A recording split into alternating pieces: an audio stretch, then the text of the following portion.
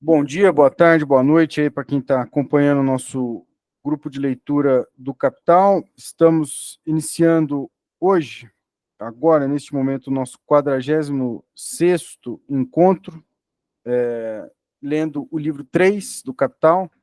Estamos, neste momento, no capítulo 21, Capital Portador de Juros, mas já estamos aqui no meio do capítulo, né?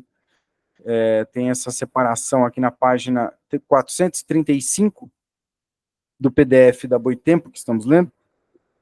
Então, nós vamos iniciar daqui, né? Até aqui, limitamos-nos a examinar o movimento do capital emprestado entre seu proprietário e o capitalista industrial. Cabe agora examinar os juros. O prestamista desembolsa seu dinheiro como capital. A soma de valor que cede a outro é capital e retorna, portanto, para ele. No entanto, o simples retorno às suas mãos não seria o refluxo, como capital, da soma de valor emprestada, apenas a devolução de uma soma de valor emprestada. Para refluir como capital, é preciso que a soma de valor adiantada não só se conserve no movimento, mas se valorize, incremente sua grandeza de valor, ou seja, reflua com um mais valor, como D mais delta D. Abre parênteses, delta D representa aqui os juros, ou a parte do lucro médio que não fica nas mãos do capitalista em atividade, mas é apropriada pelo capitalista monetário. Fecha parênteses. O fato de que o capital seja alienado pelo capitalista significa que ele tem de ser restituído como D mais delta D. Adiante, examinaremos a forma como, durante o período assinalado, refluem periodicamente os juros, mas sem o capital, cujo reembolso não se efetua até o fim de um período mais longo. O que o capitalista monetário entrega ao prestatário, ao capitalista industrial? O que ele realmente lhe aliena?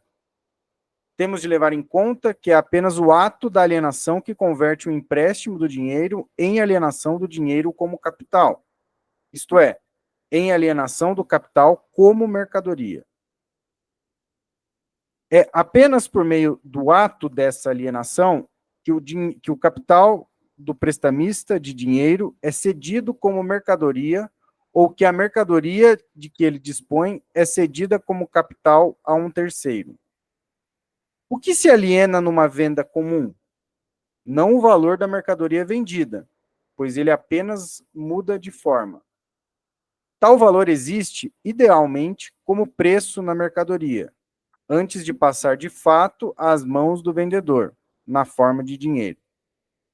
Aqui, o mesmo valor e a mesma grandeza de valor não fazem mais que mudar de forma. Deixam de existir em forma mercadoria e passam a existir em forma dinheiro.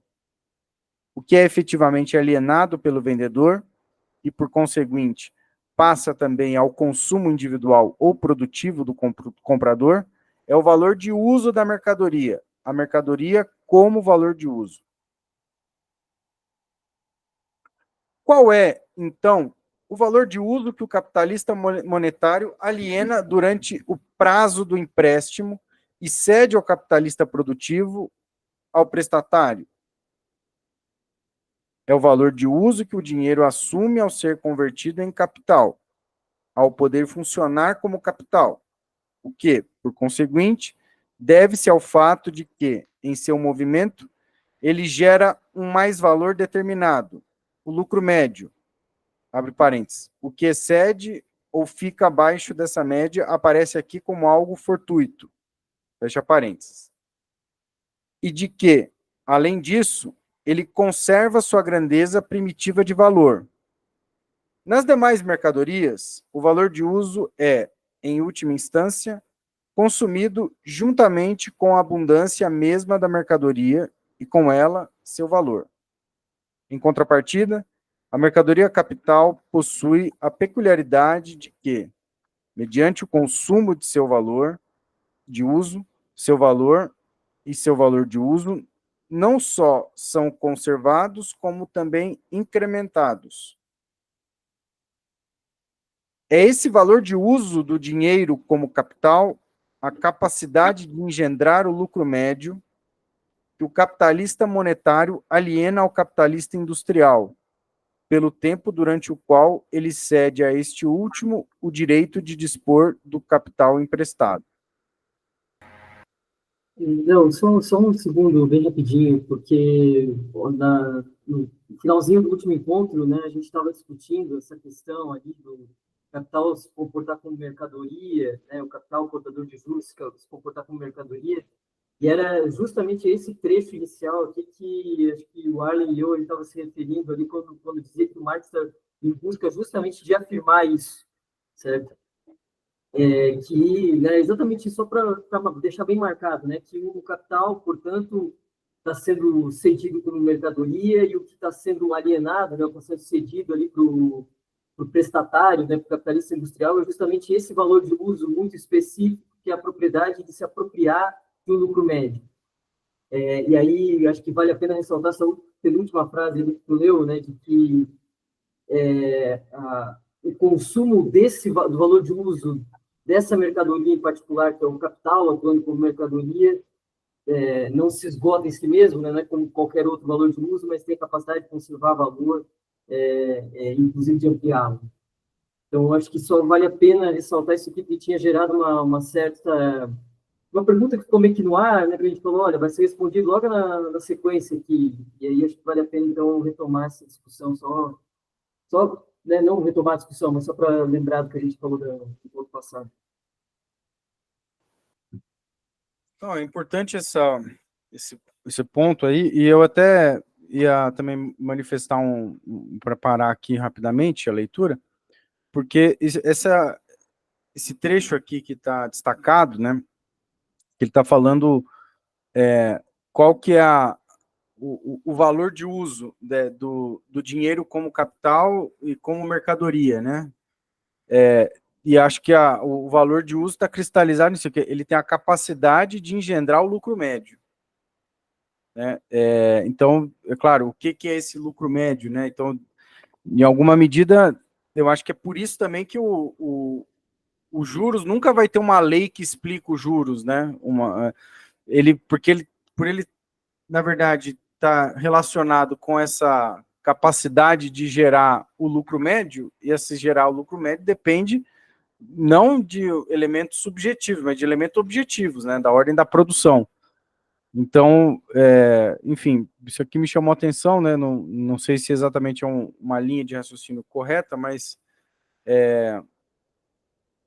tem que ter um valor de uso, né? Qual que é esse valor de uso do capital portador de juros? Né? É a capacidade de engendrar o lucro médio. Né?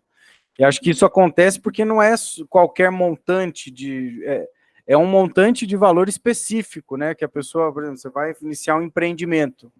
Você vai montar um parque, sei lá, um parque não, uma planta industrial, né? Você precisa de mobilizar uma quantidade de valores para isso, né? E essa quantidade de valores num tempo hábil, né? Para que possa justamente atuar em concorrência, né? Então, todos esses elementos, né? O crédito que vai ser fornecido para alguém empreender nesses termos, né? Vai ter a capacidade desse capital engendrar pelo menos o lucro médio, né? Então, acho que isso me chamou a atenção aqui. Isso é meio subjetivo, né? Porque da onde que vem essa capacidade, sendo que não tem esfera da produção, né? Dedelinha, quase que vai chegar nisso, né? Ou passa muito rápido, né? Então, isso me chamou a atenção, me pareceu algo mais subjetivo, né? Só para não estender muito, mas só uma outra coisa que tem a ver com isso que tu está falando. Entendo essa diferença entre objetivo e subjetivo que tu está falando, mas também acho que no próximo capítulo, no outro, agora me fugiu aqui, o Marx vai falar também uma outra coisa, né? Que tudo bem, o, o lucro médio tem um caráter mais objetivo, talvez, do que os juros, seguindo a tua linha de raciocínio, mas o juro é um valor que todo mundo sabe na economia, todo mundo sabe qual é a taxa Selic na economia brasileira. A taxa média de lucro é algo sempre flutuante, sempre tendendo a uma média. É difícil, né? A gente, inclusive, com a experiência de calcular a taxa média de lucro, sabe o quanto é difícil calcular essa taxa média de lucro da economia brasileira. Então, também tem isso, né? Por mais que a taxa média de lucro tenha uma lei, é difícil de saber objetivamente qual ela é. Embora a taxa de juros não tenha uma lei, todo mundo sabe qual é a taxa de juros da economia. É uma questão interessante que a gente vai ver na sequência, né? Inclusive, né, na economia neoclássica, juros e lucro é a mesma coisa, né? Se confunde, né? Né? Não tem, vamos dizer, uma teoria do lucro, é uma teoria dos juros, né? Que é um retorno esperado sobre, né? E sempre os juros confunde, mistifica, né, essa categoria lucro, taxa de lucro. Sim, sim, importantes ponderações aí. Vamos seguir, então. Menos que alguém queira complementar, então, não vejo, então vamos seguir. Nesse sentido, o dinheiro emprestado apresenta certa analogia com a força de trabalho em sua relação com o capitalista industrial. A diferença é que este último paga o valor da força de trabalho, ao passo que, na relação com o prestamista, ele simplesmente reembolsa o valor do capital emprestado. O valor de uso da força de trabalho para o capitalista industrial está no fato de ela ser consumida, gerando um valor, entre parênteses, o lucro, maior que aquele que ela mesma possui e custa. Esse excedente de valor é seu valor de uso para o capitalista industrial. E assim, o valor de uso do capital monetário também aparece com capacidade de criar e incrementar seu valor.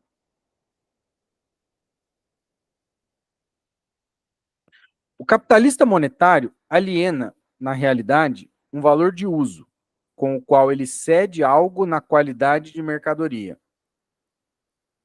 Até aqui, a analogia com a mercadoria, como tal, está completa.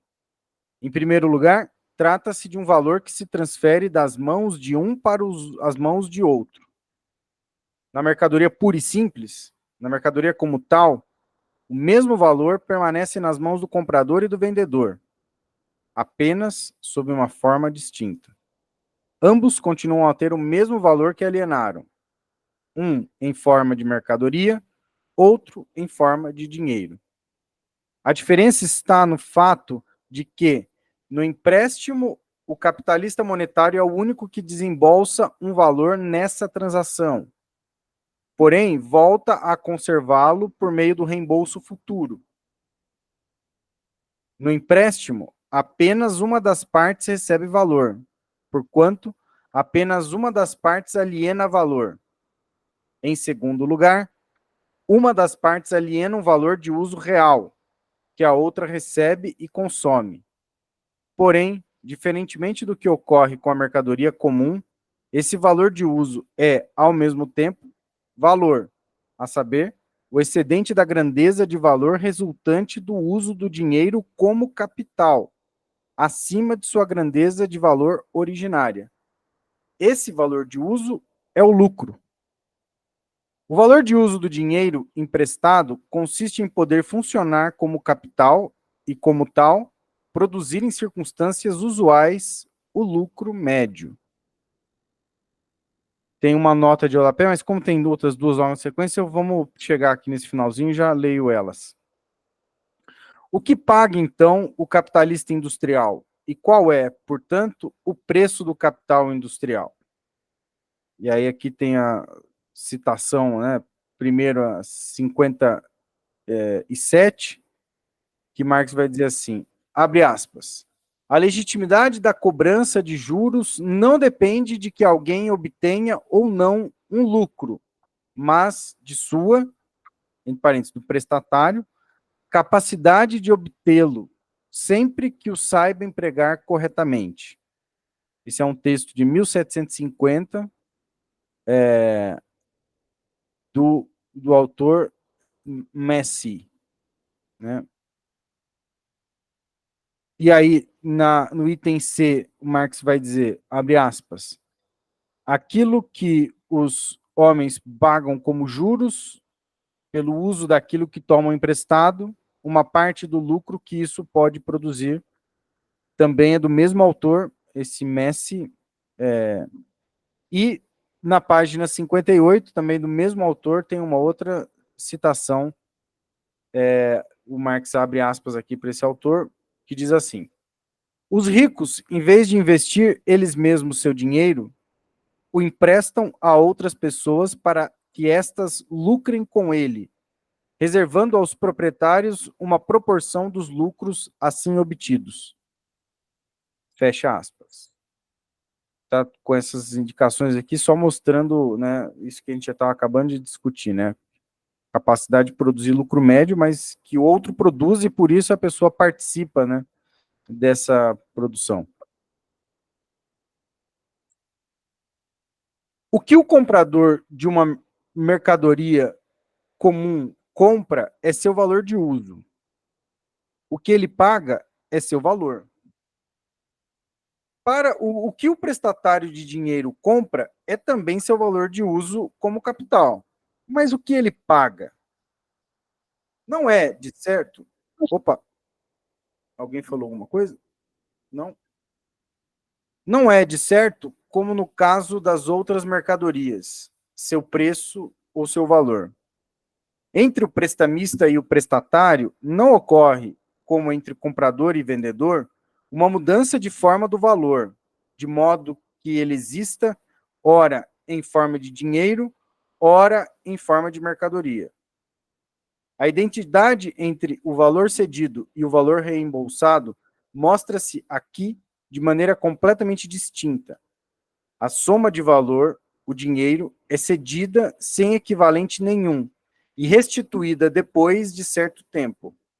O prestamista permanece sempre como proprietário do mesmo valor, mesmo depois de este último ter passado de suas mãos às do prestatário.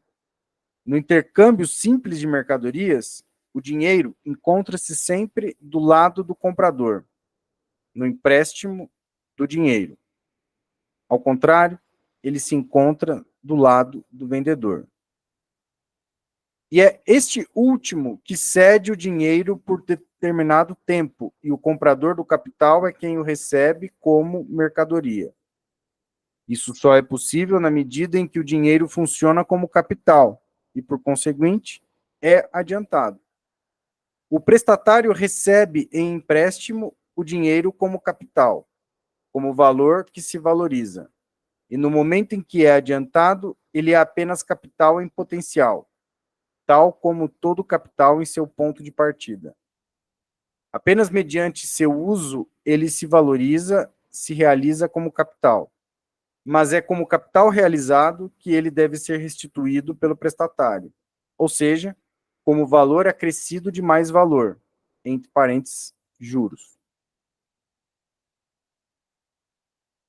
Talvez é aqui que essa confusão que o Arlen estava falando, que na economia neoclássica aparece entre juros e lucro, né? Talvez está aqui, porque, de certo modo, os juros aparece como um excedente de valor também, né? Aí parece que, tal como o lucro do empresário, né? Que, enfim, não sei, fiquei pensando aqui, né? Na verdade, desculpa interromper, mas acho que eu tenho a impressão que é mais o contrário, assim, tanto os juros quanto o lucro são pensados como valores presentes, sabe? Valor presente de matemática financeira, assim, valor presente de uma depreciação esperada do capital, de uma utilização esperada ali do capital. Tenho mais a impressão que os dois são, pelo menos no Keynes é assim, né? Tanto o juro quanto o lucro é definido a partir mais dessa lógica do juro do que propriamente do lucro. Ah, certo, pode crer. Então, continuando aqui, e este último pode ser somente uma parte do lucro realizada pelo capital. Somente uma parte, não a totalidade, pois o valor de uso do capital consiste para o prestatário no fato de que ele lhe gera lucro. Do contrário, não teria ocorrido nenhuma alienação do valor de uso da parte do prestamista. Por sua vez, não é possível que todo o lucro seja apropriado pelo prestatário, pois se assim o fosse, ele não pagaria nada pela alienação do valor de uso e devolveria o dinheiro ao prestamista, não como capital, mas como capital realizado, pois ele só é o capital realizado como D mais delta D. Ambos, o prestamista e o prestatário, desembolsam a mesma soma de dinheiro, mas apenas nas mãos do prestatário ela funciona como capital. O lucro não é duplicado pela dupla existência da mesma soma de dinheiro como capital para duas pessoas distintas. Ele só pode funcionar como capital para ambas mediante a divisão do lucro. A parte do lucro que cabe ao prestamista chama-se juros. A transação inteira se realiza... alguém pode falar? Não, só uma coisa, desculpa, eu estou interrompendo demais aqui, mas só porque tem uma afirmação do Marx aqui que é importante. Quando ele fala nesse parágrafo, o lucro não se duplica com a existência dupla da mesma soma de dinheiro, como deixa eu olhar no comentário. O lucro não é duplicado pela dupla existência da mesma soma de dinheiro como capital para duas pessoas distintas. Parece uma frase meio perdida aí no nada, mas o Marx acho que está querendo ressaltar aqui que não tem um duplo movimento do capital. Tem só um movimento do capital, e é isso que gera o erro da financiarização, inclusive, né? Como se tivesse uma autonomização. Tem um movimento só do capital aqui que gera lucro. Esse lucro gerado é dividido entre o capitalista industrial e desculpa, que pedi algum tempo aqui. Esse lucro gerado pelo capitalista industrial é que é dividido entre o capitalista industrial e o prestamista. Mas é uma coisa importante, que não existe o Marx está falando, não existe um duplo movimento do capital, só tem um movimento do capital, e o resultado desse movimento do capital é que se divide entre o prestamista e o capitalista industrial. Isso é importante, uma coisa importante, uma atenção mesmo no texto aqui. Então, continuando, a transação inteira se realiza de acordo com o pressuposto entre dois tipos de capitalistas, o monetário e o industrial ou mercantil. Não se pode jamais esquecer que aqui o capital é, como tal, capital, mercadoria, ou que a mercadoria de que aqui se trata constitui um capital.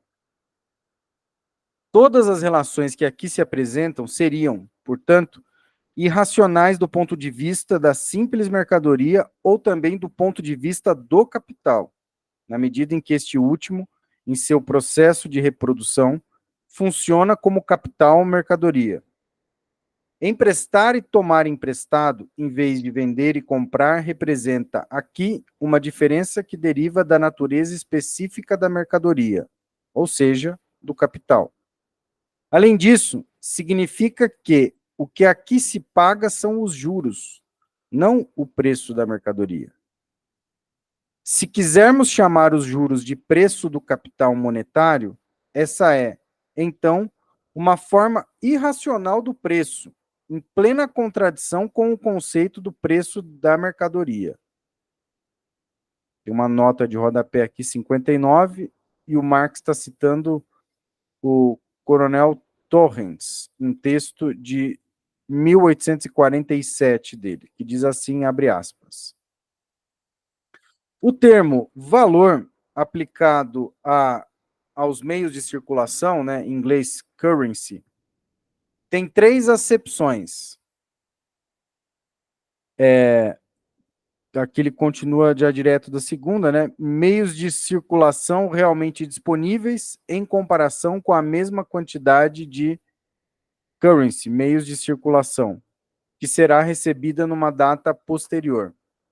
Seu valor é, então, medido pela taxa de juros, e esta é determinada pela proporção entre a quantidade de capital que pode ser emprestada e a demandada por ele. Então, aqui o que ele está chamando de forma irracional do preço, né? Eu estou entendendo que é irracional pelo fato de que não tem um preço de produção, né? Não é definido a partir de um preço de produção. mas é definido a partir da própria esfera da circulação, se eu estou entendendo corretamente. Então, por isso, seria irracional.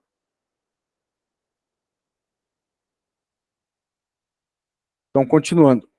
O preço se reduz aqui à sua forma puramente abstrata e carente de conteúdo, como uma soma de dinheiro determinada que é paga por algo que, de um modo ou de outro, figura como valor de uso, ao passo que, de acordo com o seu conceito, o preço é igual ao valor, expresso em dinheiro, desse valor de uso. Os juros, como preço do capital, são desde sempre uma expressão absolutamente irracional. Uma mercadoria tem aqui um duplo valor, 2 pontos. De um lado, um valor. Do outro, um preço distinto desse valor, ao passo que, na verdade, o preço é a expressão monetária do valor. Inicialmente, o capital monetário não é mais que uma soma de dinheiro ou o valor de determinada massa de mercadorias fixado como soma de dinheiro. Quando uma mercadoria é emprestada como capital, ela é apenas a forma disfarçada de uma soma de dinheiro, pois o que se empresta como capital não é uma quantidade maior ou menor de libras de algodão, mas certa quantia de dinheiro, que existe como seu valor sob a forma de algodão. O preço do capital se refere, pois, ao capital como soma de dinheiro, embora não como meios de circulação ou currency, como entende o Sr. Torrens, a nota 59. Né? Como pode ocorrer, então, que uma soma de valor tenha um preço além de seu preço próprio, além do preço que está expresso em sua própria forma de dinheiro? O preço é, com efeito, o valor da mercadoria, abre parênteses, e isso também ocorre com o preço de mercado, cuja diferença com relação ao valor não é qualitativa, mas apenas quantitativa, relaciona-se apenas com grandeza de valor, fecha parênteses, em contraste com seu valor de uso. Um preço qualitativamente distinto do valor é uma contradição absurda. Mais uma nota de rodapé, abre aspas. A ambiguidade do termo valor do dinheiro ou do meio de circulação, quando empregado indiscriminadamente para designar tanto o valor de troca das mercadorias como o valor de uso do capital, é uma fonte constante de confusão. Fecha aspas, é um texto do Thomas Tuck, texto de 1844. E Marx diz assim, Tuck não vê a confusão principal, entre parênteses, que reside na mesma coisa, de que o valor como tal, entre parênteses, os juros, converte-se em valor de uso do capital. Só uma coisa, que acho que é bom a gente tentar pensar junto aqui. Esse caráter irracional de dizer que o juro é o preço do capital tem a ver com o fato, então, acho que está bem claro assim, no início dessa frase, dessa penúltima frase desse capítulo, lá quando o Marx começa assim, preço, uma afirmação já bastante batida aqui dentro do capital, mas que preço é o valor da mercadoria. Então, o que dá preço para uma determinada mercadoria, ou seja, estamos pensando lá no capítulo 1 do livro 1 do Capital, né? O valor como um polo da oposição, o valor de uso como outro polo da oposição, gerando essa relação de valor, essa forma do valor. Né? Então, tem que se contrapor ao valor um certo valor de uso.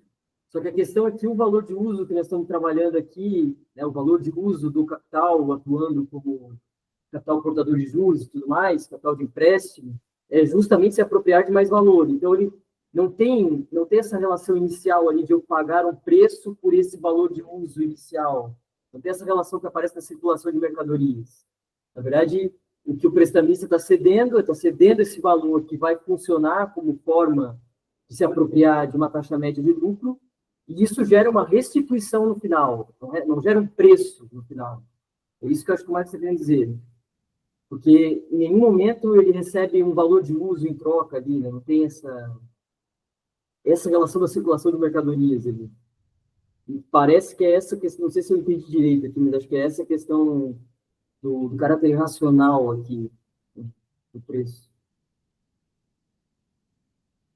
Eu destaquei um trecho, não sei se era esse que você estava se referindo, Raquel, é mais para trás.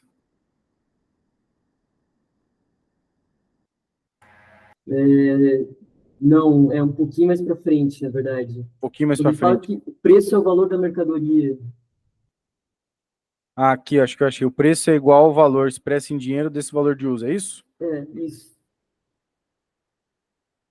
Aí o problema todo é que esse valor de uso é muito particular, né? Esse valor de uso não é um valor de uso para ser consumido fora do circuito da mercadoria, lá da circulação da mercadoria. É um valor de uso que permite se apropriar de lucro médio, né? Então, não existe, na verdade, uma troca de mercadorias. É isso que o Marx está falando. O que existe, tem um momento anterior aqui, eu não lembro agora onde, mas um parágrafo que tu acabou de ler, ele falou, não existe troca de mercadorias aqui. O que existe é uma restituição depois desse valor emprestado na forma desse capital emprestado na forma de mercadoria, existe uma restituição e um acréscimo na forma de juros. Não existe troca de mercadorias, existe uma restituição, então não tem preço, né? É um pouco meio complexo assim, para definir, mas acho que é uma coisa boa para não deixar passar aqui. Isso é uma coisa importante. Não, sem dúvida, né? Porque se eu estou entendendo corretamente, né, o, o valor ele tem que ter uma correspondência, vamos dizer assim, de ser produzido esse valor, né? Então, qual que é o preço de produção do valor de uso do capital?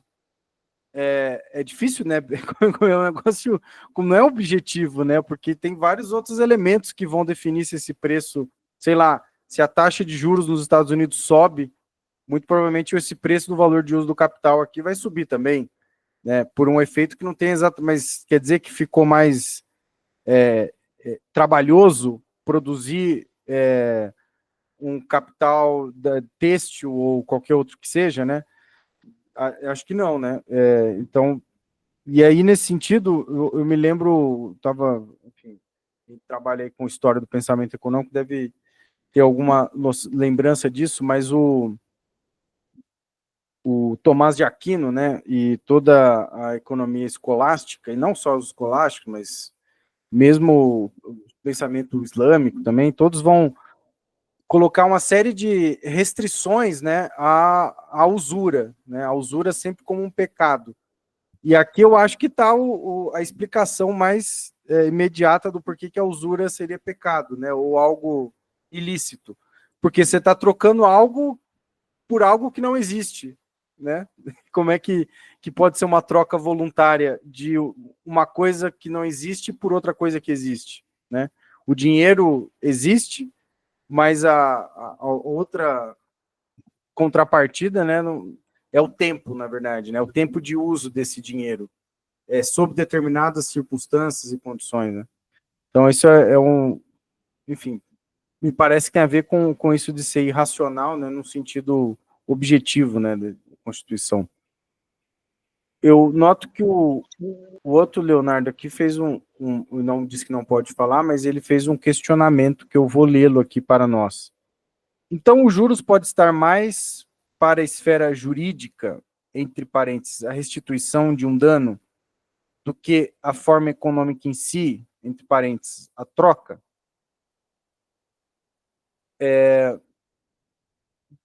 Bom, não sei se eu entendi exatamente o seu questionamento, mas se você está colocando a questão da forma esfera jurídica como sendo parte da esfera da circulação, né? Eu acredito que sim, mas é claro que o juro não tem como estar só na esfera da circulação, né?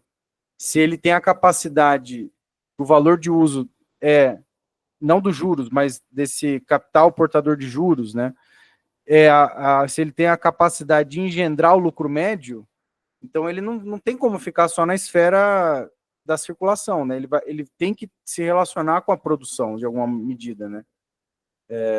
Enfim, não sei se dialoga com o seu questionamento, mas foi o que eu imaginei. Se alguém mais tiver algum comentário a respeito, está aberto aí. Ô, Léo, quando eu também li esse capítulo, já faz algum tempo, quando o Marx vai utilizar essa expressão, um preço irracional, né? Ele está dizendo, olha, a maioria dos autores está considerando que os juros é o preço desse capital monetário, certo? Se ele é o preço, então há aqui um problema. O que é o preço? O preço é a forma de expressão do valor. O que é o valor, né, resumindo? É tempo de trabalho socialmente necessário que está objetivado. Então, qualitativamente, há uma mudança aqui. Não é? O preço pode divergir do valor quantitativamente, mas qualitativamente é uma mesma relação. Agora, aqui não, muda tudo, bota tudo de ponta cabeça. Não é? Porque uma soma inicial de valor vira uma soma maior. Não é? Então, assim, se a gente for aplicar o que, vamos dizer, o Marx dizendo, né? Se a gente for aplicar o conceito de preço que a gente trabalhou ao longo dos 3 livros, há aqui uma metamorfose, se a gente for definir dessa forma o preço do capital. Né? Não tem tempo de trabalho objetivado aí, se expressando numa certa grandeza. Né? Então, modifica a relação. Né? Então, por isso que é uma forma irracional, né? Irracional com relação à exposição tal qual vinha sendo feita de preço. E eu acho que, assim, sobre a pergunta do Leonardo, o Marx vai dizer para trás que os juros aparecem como uma relação jurídica, tão somente, né, entre aquele que é proprietário do capital de empréstimo e aquele que vai ser o capitalista ali em função, não é, que ele vai discutir, inclusive, mais para frente. Eu acho que essa ideia da relação jurídica, eu acho que ela é uma forma com que essa coisa toda está se expressando, tão somente como uma relação jurídica. Mas como é uma forma de expressar a relação, ela está ocultando algo, que é o processo produtivo, já que os juros é uma fração da mais-valia, do mais-valor, né? Então, acho que ela aparece como uma relação jurídica, mas pressupõe toda uma relação econômica, embora os juros em si seja uma categoria da apropriação desse mais-valor. Mas quando eu li isso pela primeira vez, eu fiquei impactado com essa ideia de um preço irracional, né? Se a gente for chamar, e é o que está no noticiário, né? Todo mundo diz que a taxa de juros é o preço do capital monetário, né? E aí o Marx está dizendo, olha, se é mesmo, então tem um problema aí, porque o preço, tal como a gente entende, ele pressupõe determinadas relações qualitativas que aqui se modificam entre valor e preço. É só um pequeno adendo ainda nessa coisa, porque essas formulações aí, vamos dizer, neoclássicas, né, dos juros e do lucro, né, elas vão até chegar em pontos de tentar explicar por que, por exemplo, tem essa discussão. Por que a taxa de juros no Brasil, em geral, né, ela é maior do que nos outros lugares? Aí eles vão falar do risco país, né, porque se mandar seu dinheiro para lá, vai aumentar o risco de recebê-lo novamente, ou por causa da produtividade do trabalho. Tem vários, eles vão elencando vários elementos, né, tentando dar alguma dimensão mais racional para a definição desses juros, né? Mas eu acho que o Marx está mostrando aqui que eles não estão exatamente como não tem preço de produção desses juros, né, desse capital portador de juros, né? Mas é claro que ele tem uma relação aí com essa produção, afinal ele tem essa capacidade, né, de engendrar o lucro médio. Mas acho que foram bons comentários aqui, interessantes para a gente pensar. Vou dar sequência, a menos que alguém queira ponderar mais alguma coisa. Temos aqui ainda, talvez vamos fazer um esforço, a gente consegue terminar hoje aqui, esse capítulo, né? Então vamos seguir aqui. O capital se manifesta como capital mediante sua valorização. O grau de sua valorização expressa o grau quantitativo em que ele se realiza como capital. O mais-valor ou o lucro que ele engendra, sua taxa ou seu nível, só pode ser medido quando comparado com o valor do capital adiantado. Por conseguinte, também a maior ou a menor valorização do capital portador de juros só pode ser medida comparando-se o montante de juros, isto é, a parte que lhe corresponde no lucro total, com o valor do capital adiantado. Assim, se o preço expressa o valor da mercadoria, os juros expressam a valorização do capital monetário e aparece, portanto, como o preço que se paga ao prestamista pelo capital monetário. Disso se depreende o quão absurdo é por si só, pretender aplicar diretamente a essas transações, como faz Proudhon, as simples relações do intercâmbio mediado pelo dinheiro, isto é, as relações de compra e venda. O pressuposto fundamental é precisamente o de que o dinheiro funciona como capital em si, podendo ser cedido a um terceiro como capital em potencial. Porém, aqui o próprio capital só aparece como mercadoria quando é oferecido no mercado e quando o valor de uso do dinheiro é efetivamente alienado como capital. Mas seu valor de uso consiste em engendrar um lucro. O valor do dinheiro ou das mercadorias considerados como capital não está determinado pelo seu grau como dinheiro ou mercadorias, mas pela quantidade de mais valor produzida para seu possuidor. O produto do capital é o lucro. Sobre a base da produção capitalista, o capital não é mais que um emprego distinto do dinheiro, seja ele desembolsado como dinheiro, seja ele adiantado como capital. O dinheiro ou a mercadoria são, em si mesmos, capital em potencial, exatamente do mesmo modo que a força de trabalho é capital em potencial, pois, primeiro, o dinheiro pode ser transformado nos elementos de produção e, como tal, é a mera expressão abstrata destes últimos, sua existência como valor.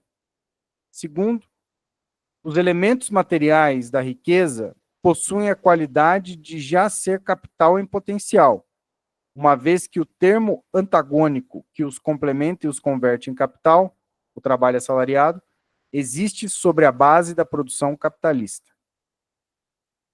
Separada do processo de produção, a determinidade social e contraditória da riqueza material, seu antagonismo com o trabalho como trabalho assalariado, já se encontra expressa na propriedade do capital como tal. Ora, esse momento, separado do próprio processo capitalista, do qual ele é sempre o resultado, e como tal, seu eterno pressuposto, se expressa no fato de que o dinheiro, e com ele também a mercadoria, são por si mesmos, de maneira latente e em potencial, capital, ou seja, se expressa no fato de que eles podem ser vendidos como capital e de que, nessa forma, constituem um comando sobre o trabalho alheio, conferem o direito à apropriação do trabalho alheio e são, portanto, valor que valoriza a si mesmo. Aqui também se evidencia que essa relação constitui o título e o meio para a apropriação de trabalho alheio, e não um trabalho qualquer, como contrapartida da parte do capitalista. Como mercadoria, o capital aparece, além disso, tão logo a divisão do lucro em juros e lucro, propriamente dito, passa a ser regulada pela oferta e pela demanda, isto é, pela concorrência, exatamente como os preços de mercado das mercadorias. Mas aqui, a diferença salta à vista com tanta força como a analogia. Se a demanda e a oferta coincidem, o preço de mercado da mercadoria corresponde a seu preço de produção, isto é, seu preço apenas regulado pelas leis internas da produção capitalista, independentemente da concorrência, uma vez que as flutuações da oferta e da demanda não explicam mais do que as divergências entre os preços de mercado e os preços de produção, divergências que se compensam mutuamente, de tal modo que, em certos períodos mais longos, os preços médios de mercado equivalem aos preços de produção. Tão logo coincidem, essas forças deixam de atuar, anulam-se reciprocamente, e a lei geral da determinação dos preços impõe-se também como lei em cada caso concreto. Então, o preço de mercado corresponde, já em sua existência direta, não apenas como média do movimento dos preços do mercado ao preço de produção, que é regulado pelas leis imanentes do modo de produção. O mesmo acontece com o salário. Quando a oferta e a demanda coincidem, seu efeito é anulado e o salário é igual ao valor da força de trabalho.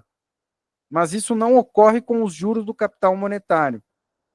Nesse caso, a concorrência não determina os desvios da lei, pois não existe lei nenhuma que regule a divisão além daquela imposta pela concorrência, já que, como veremos adiante, não existe um nível natural da taxa de juros.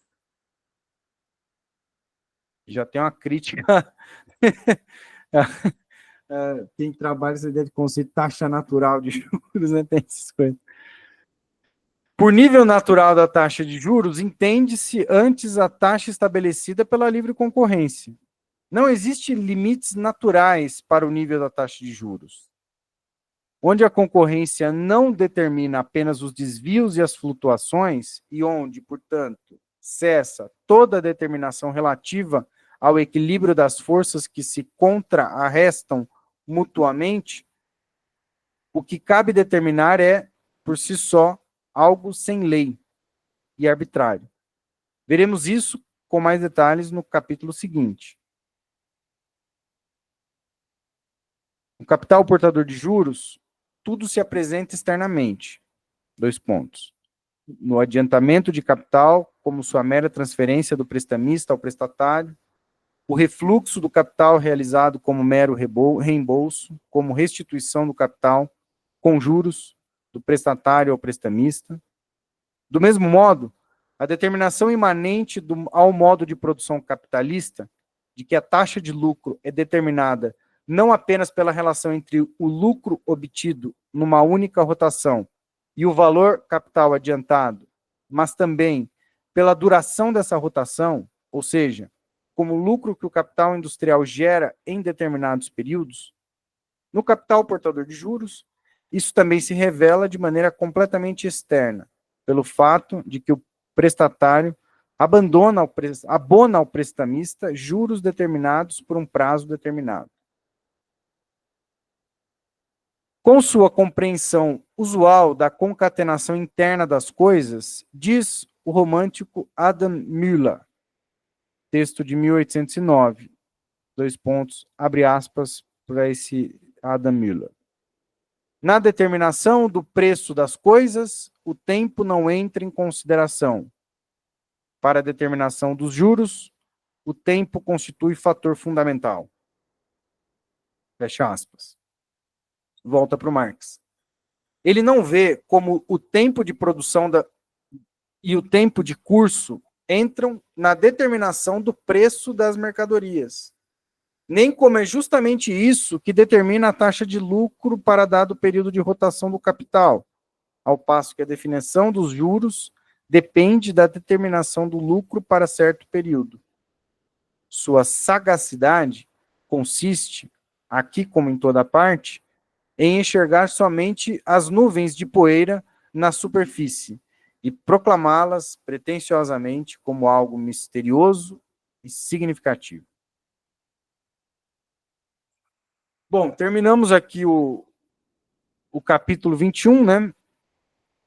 O próximo capítulo 22 é aí a divisão do lucro, taxa de juros, nível natural da taxa de juros, né? Nós deixamos para lê-lo na próxima semana, mas acho que cabe ainda algumas observações aí, quem queira comentar alguma coisa. Eu só colocaria um último ponto, né? Porque nessa parte final aqui, o Marx vai dizer que não existe uma lei, né? Ele vai dizer bem aqui nessa parte, né? Onde a concorrência não determina apenas os desvios e as flutuações, e onde, portanto, cessa toda essa determinação relativa ao equilíbrio das forças que se contrarrestam, né? São contratendentes, né? Mutuamente. O que cabe determinar é por si só algo sem lei e arbitrário, né? Então, os juros não tem uma lei que explica a formação do preço dos juros, né? Mas, ao mesmo tempo, permanece a lei da concorrência, a lei do valor valendo, né? Então, não é que ela explica os juros, mas os juros têm a ver com a lei do valor. Não existe aleatoriamente a despeito da lei do valor, né? Eu acho que me parece que isso também é importante destacar, porque se imagina que ele existe a despeito da lei do valor, né? Eu implicaria dizer, então, que tem uma separação entre as finanças e a produção, né? Enfim, essa separação me parece que é algo importante da gente tomar cuidado e atentar, né? Foram algumas observações aí que eu vi no final. E passo a palavra, se caso alguém queira levantar mais um ponto, comentar alguma coisa sobre este capítulo.